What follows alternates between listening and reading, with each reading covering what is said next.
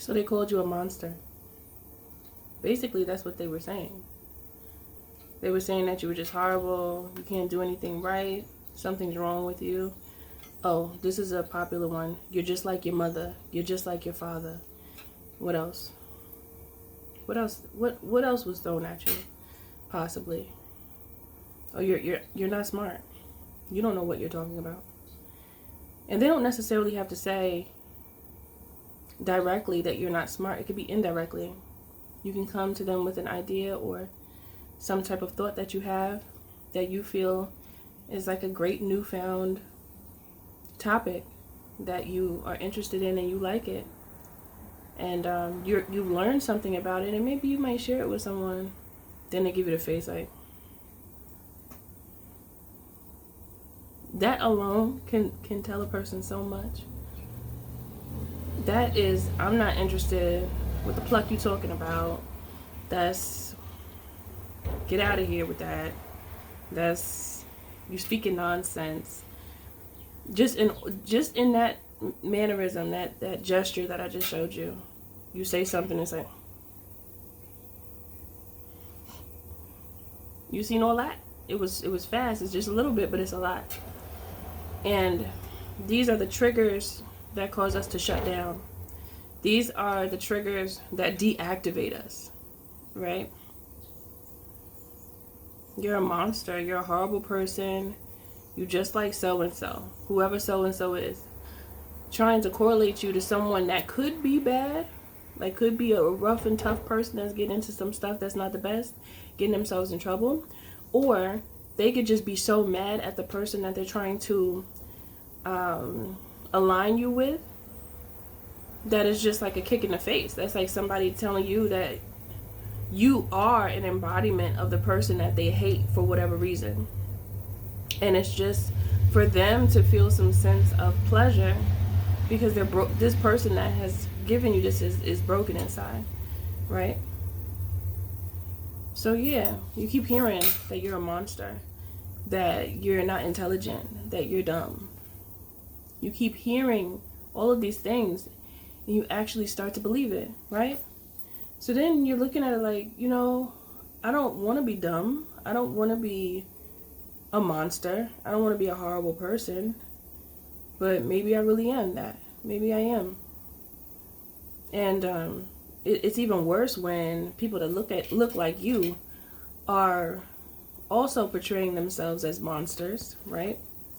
They might be doing things that consist of various types of criminal activity. And then you might start thinking, I don't really see any other opportunity to make a way in this life. At least no one's showing it to me. I need help, but I don't have anybody to ask. And I kind of don't want to ask because then that's going to make me look dumb. Like that person tried to say I was dumb, right? So it's going to make me look dumb. So I just might as well blend into this whole chaotic scene that I'm in and start to reap the rewards from the enemy. Basically, let me just reap the rewards from the enemy, because the enemy has tricked me into believing that I should do this, because my environment has told me that this is who I am. So even though I really don't want to do this, I don't see any other option. What else am I supposed to do, right? I don't see anything else that I could do, so I'm just gonna be a monster like they told me. Now I'm just wrecking everything that comes across my way, that crosses my path, and I'm not cleaning nothing up. Whoever I wreck, they're responsible for cleaning it up now, because I'm mad. I'm angry. Then you get the title of being someone who's mad. Mad is not just angry. Mad could also be crazy. Oh, they just went mad. In different places around the world, mad is used a little differently.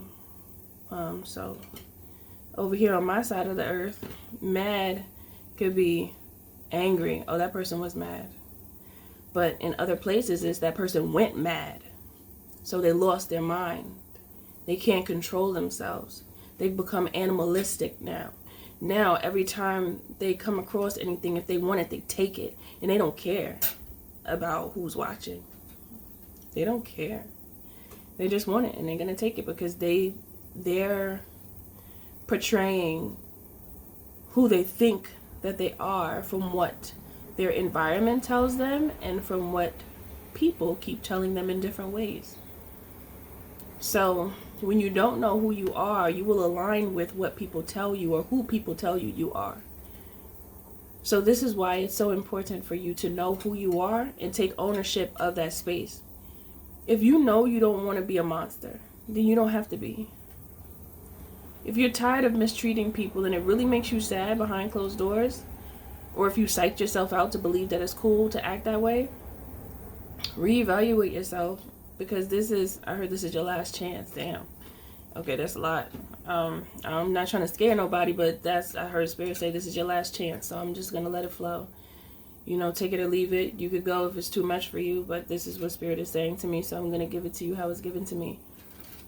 This is your last chance to get it right. You got it. I'm getting chills.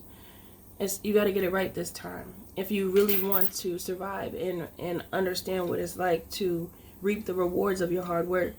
Because if the only thing that you've been working hard at is being a monster because you've been told that you're a monster and you've been confused to think that that is the way that you are supposed to behave yourself, then you must know now, even though most people that know that they're wrong, they put a lot of sugar on top for themselves to make themselves be able to bear the weight of the wrong that they've done. But it doesn't replace the fact, that doesn't stop the fact that their heart is still heavy. That disguise or concealment of the truth to trick the subconscious mind or trick the conscious mind into thinking that it's okay, it's just like a band-aid over a gunshot wound. It ain't going anywhere. It's still there, like, you know. So Spirit just wants you to know that you are not a monster. You are not a monster. You are not dumb. So you can stop acting dumb. You can stop acting like a monster. Because the only reason why you've been acting that way, for those who feel as though you are in alignment with this message, even if it's it could be like you are weak. It could even be that. You're not weak. You've just that's been drilled inside of you to the point that it has become you. And it has been implanted into your subconscious mind to the point where you don't even have to think too hard, because you just believe it now. But just remember that we learn from our environment. So if you know that your environment was not right, you have to start to unlearn the things that you've taken on as your own, because it was never yours. It was forced onto you. You must recognize that, so that you can recognize you, the real you, the natural version of you. Because what has been forced upon you is not natural. It's unnatural for people like us. People that fight with good and bad, right and wrong, morally correct and unethically proven. But anytime you are able to check yourself and recognize, I did that thing, you know, but I don't think that was right. I shouldn't have done that. That's the purity of you speaking. That is the purest version of you that is connected to your spirit, that is also connected to God's power. So these are little nudges to get you back on track. So hopefully you don't make that decision just for a little bit of cash. Because a lot of times, many of us end up doing things that we really don't want to do for some cash. Okay? And once you start doing that, I heard you become a harlot, no matter what it is. Even if it's not sexual favors, okay? Even if it's not that, you still become a harlot. Just like I like to use the term bully hoe. I know I came up with that. I ain't never heard nobody say that before. But I think it was Spirit. I can't say it's just me, because I'm in conjunction with Spirit all day, all the time. So that was Spirit and I. It's a bully hoe. These are the people who just go around bullying people. Don't matter what they look like, where they come from. They just bully people. Just bully everything just to get what they want. And they just hop around from body to body, body to body. I said body to Bali. Bali is a place. That's funny. Anyway, body to body bullying people. And it kind of reminds me of like the keyboard warriors, like the cyber gangsters, the ones that pop off at their mouth as soon as they see a live. Oh, they love just talking crazy. They have no intention on getting any type of understanding from the video that is being projected in front of them on their device. But they just want to, their goal is to try to make someone hurt or make someone feel some type of way, to see them get rowdy. Because it becomes entertainment. It's like a joke. It's like a game. You know, and the people that do this, they would never do that to your face. Maybe some of them would, but most of them wouldn't. You know, that is a bully hoe. Okay, that is a bully hoe. Yeah, I said hoe. Okay, because nobody has time for that type of behavior. So it's like, people that know better know to just delete. Come on, you're in my way. I have something that I need to say. It's a message that's supposed to help people, and you over here trying to target a messenger. Like, do you know how you look in the eyes of the law? I heard of the cosmic law. Do you know how you look in the eye of the cosmic law? Clearly they don't, because people like that they don't even know about cosmic law. So those are the ones that get stuck in karmic cycles and never get out, and they just like are NPC'd out. You know, they just don't do much of anything. So that's a bully hoe. Don't become a bully hoe by mistake, please. Because you could get tricked into being a bully hoe too.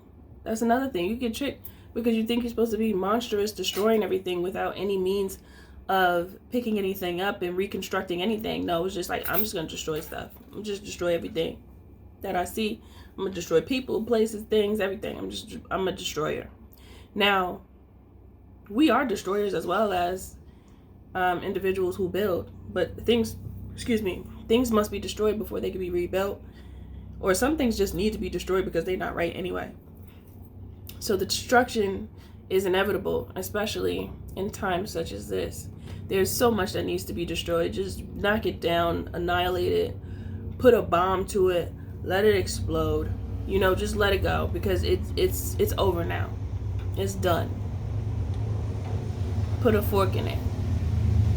It's done.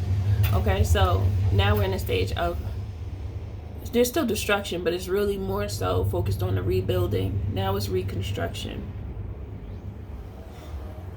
I have something that I want to say, but I think I'm going to save it for another place. I'll put it in a book. But anyway, it's just time to unravel all of the lies that have been implanted in you. You are not a monster. You are not weak. You are God's child. Do you know how powerful God is? God is everything. Hello? Hello? Can you hear me? Hello? You are God's child. God's children are strong. God's children are to act in the ways of God. When God's children act in the ways of God, there's so much love, protection, appreciation, awareness, growth, wellness. It's medicine. It's holistic. It's medicine of the mind. It's medicine of the body, of the heart, every part of you. When you align yourself with God, everything is okay. Even when the chaos is happening, everything is still okay, because your foundation is God, right?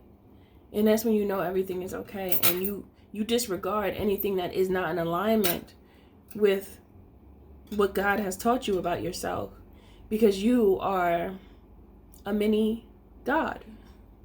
A mini God. I'm saying mini, but I'm hearing demi. But you are a God. No matter how you look at it, because God is within all of us.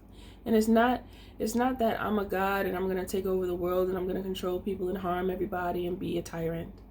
That's not what I'm saying. I'm saying activating the power of God within you, and respecting other gods that are around you, because we are all gods, because we are all creators.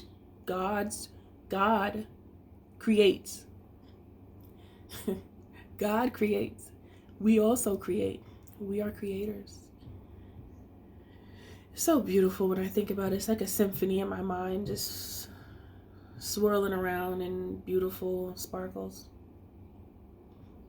We have so much love and protection from God, and that's why we know things that we don't even know why we know. But we know because we've been here before. We lived a life before. That's why you see so many young children that you don't even know. How do you know that? Oh my goodness, let me tell you guys something. I was talking to my 4-year-old nephew the other day. I meant to tell you this already, but I forgot. I was talking to my 4-year-old nephew. We have conversations a lot, right? So he's like, you know, TT, I don't want to do bad things. It was just random, and he just started talking like this.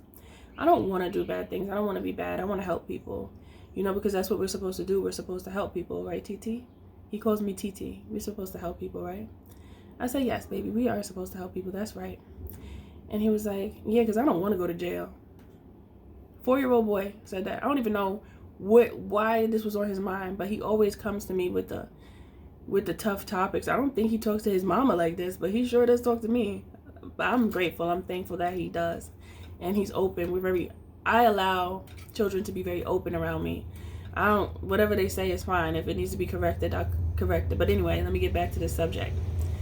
So then I said, yeah, baby, you're not going to go to jail, because you are going to live righteously, because that's who you are. You are God's child. God's children live righteously. Then he said, what about the devil? He even surprised me. I was like, wait, for a second it caught me, because I didn't expect. He's 4, okay? He's 4 years old. He's been here before a few times. He may have been here more than me. So he says, yeah, what about the devil? And I was taken aback for a second, but I was like, okay, you want to talk about the devil? All right. I said, that's the enemy. That is bad energy. That's energy that hurts people, is disrespectful to people, and scouts out people to make them believe that something bad is good, to cause them to self-destruct, to cause them to harm themselves or destroy themselves. He knows what destroy means, right? He knows a lot for a 4-year-old, but anyway, he was like, oh, okay. So I said, yeah, the devil is a trickster, right? But not in a good way. The devil's a trickster. And he said, oh, the devil can't trick me. I'm going to trick the devil. And he said it like that. And I said, oh, I got happy. I got hyped up. I said, yes, baby, yes. That is absolutely correct. Now, if we can get the big people to think like this too, that would be marvelous. Because many adults don't even think like that. Many adults feel attacked and start to be like, I have so many curses on me, this, that, and the third. But no, we could break those curses. Just know that too. Now back to these messages with me and my nephew. So then I had picked up my phone for a second, and I just had like a notification. He was like, oh, okay, Auntie, we're done talking now? I said, no, baby, I was just looking at something. We're not done. We could keep talking. That's fine. And he said, okay. And he said, TT, Jesus is in my mind. And Jesus has been in his mind, because he talks about God and Jesus a lot. And sometimes he sees me meditate, and I guess he's picking up things from me. But what I'm about to tell you that he said, I never told him.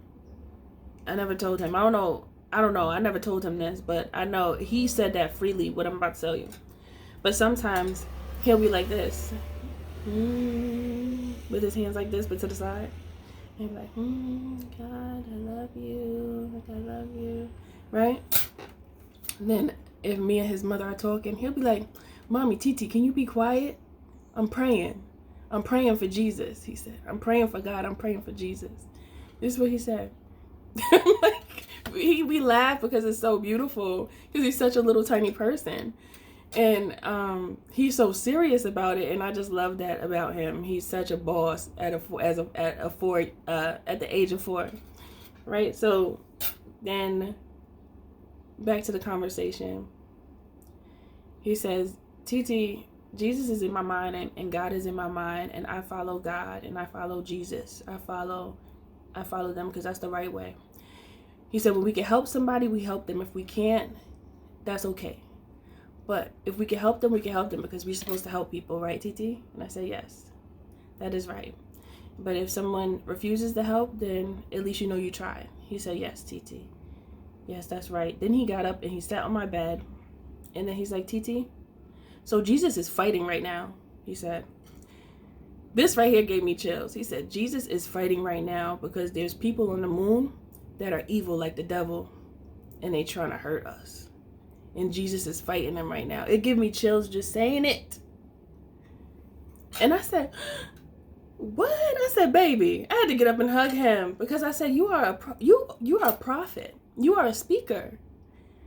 That little boy is a speaker, and he's bold. He's bold. He don't sugarcoat. He say it how he feel it. And if he think that he might have hurt your feelings, he come and say sorry later if he feels like he offended. But he says what is on his mind, and he's not afraid. And he's such a beautiful child. I'm not saying that just because he's my nephew, because even if he was someone else's nephew or someone else's child, he's still beautiful because he just is. His soul is old, is ancient. Because for him to say that to me, he told me that Jesus is fighting these creatures, or he didn't say creatures, he said fighting the bad people on the moon because they act evil like the devil. He said, Jesus told me. All right, now it's time. The babies know. The babies remember if you just sit down and talk. If you just talk to them, and if you don't be mean to them all the time and tell them to shut up, they got something to say. They have something to say. Let the babies talk, please. Please give them a little bit of time. I know you want to be on your phone, right? I know.